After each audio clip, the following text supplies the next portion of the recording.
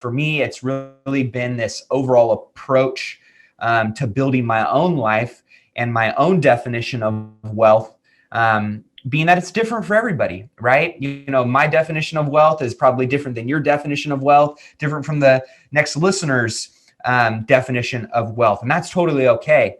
The thing for me was I wanted to really get deep and explore and gain clarity in what my definition was.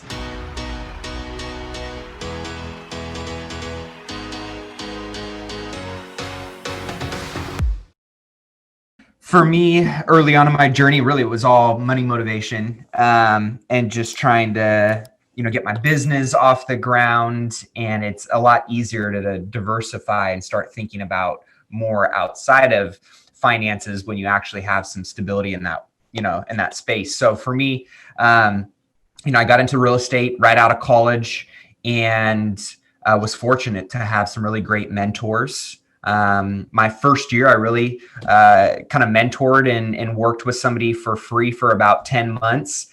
They were teaching me how to invest in real estate. This was back in 2010 when they were really, plentiful in terms of opportunity that was out there.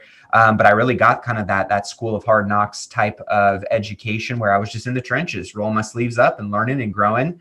And then, I started to have some good momentum and success, I guess, built on the investing side early on in my career. I would say part of that was just timing and being in the game. And that's part of, I think, getting rewarded in terms of life or investing or relationships is, you got to be in the game, right? You can't just be a spectator. It's the players. It's the people that are stepping up to the plate and taking a crack at it that are ultimately giving themselves a chance to get on base, put runs up on the scoreboard and win. So for me, it was a lot of failing forward early on in my journey, but I was able to be surrounded by a lot of people that were just way either one further down the path than me or just smarter, more experienced, more wise than I was. And, I've always known I was never the fastest, smartest, or strongest person, but I was really good at surrounding myself with the people who were and taking the best of them and applying it to the worst of me and finding ways to close gaps, or, find strategic partnerships or relationships that could help accelerate the goals that I was looking to achieve or the things that I wanted to, have in my life. And that led me to meeting a lot of other individuals through mastermind groups and at different conferences and events. I think that's how you and I actually ended up connecting. And that really taught me that it was, as I started getting around more and more people who were not only living like millionaires in their business and financially, but we're also living like millionaires with their wives and with their kids and with their health and with their community and how they were giving back. And, I think we all know those people that are very well off, but they're bankrupt in their health. They're bankrupt in their marriages. Kids barely get any time with them, and they say they're doing it for them.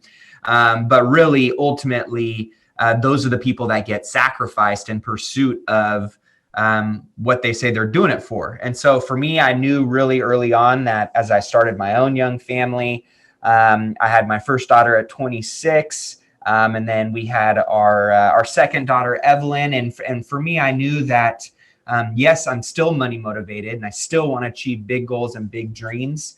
But I never want to get to the end of my road and kind of look back on my deathbed in the rear view mirror and say, oh, it was great that I made an extra 5 or 10 or $20 million, but I missed out on those experiences that really matter the most. So for me, it's really been this overall approach to building my own life and my own definition of wealth, being that it's different for everybody, right?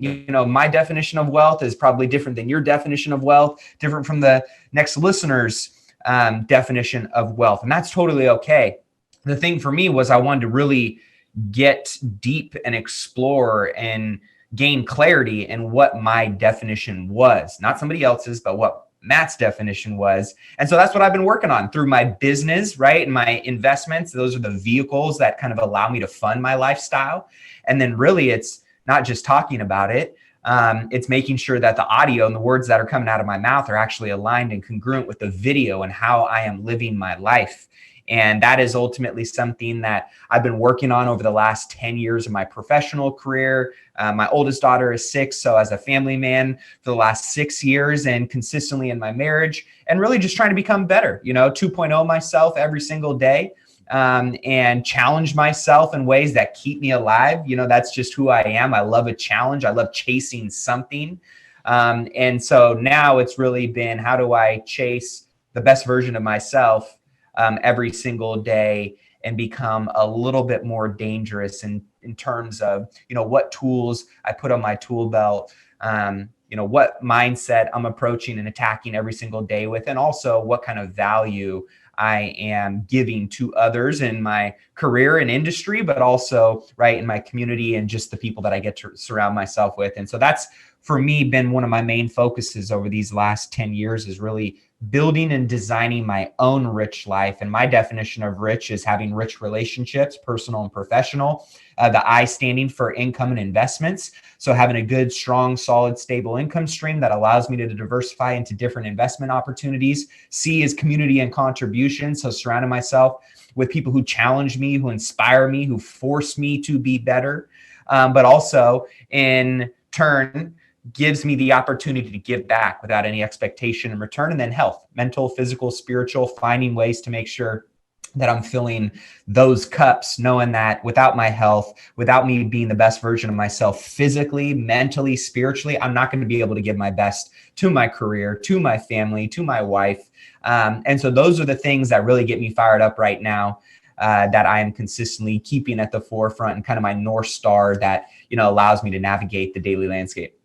It's tons, brother, tons in there. I mean, like we could break down like 8 podcasts if we go if we go deep on any one of those areas, So I'm trying to, in my mind, pick which one do we go deep on first, with and that's why I like to run my podcast a little longer, because I like to go deep, and I know you're a deep guy yourself. That's why you just had all that to say, because bringing from the points I'm trying to highlight. I mean, like, I want to talk about how mentorship and surrounding yourself with the right people, because that's obviously a big thing for me as well. And then all the ways that you live your life. Hey there, I want to give you something really big. It's called Clear Path to Customers. It's the way that we get the right language to get the right client. I like to call them your wow clients, so that you can have more results, more revenue, more raving fans, and more referrals. And I want to give this to you absolutely free. And all you have to do is go to stevenapolitano.com to check it out, or you can look at the description here. We'll put the details there. As always, remember, choose gratitude and create freedom.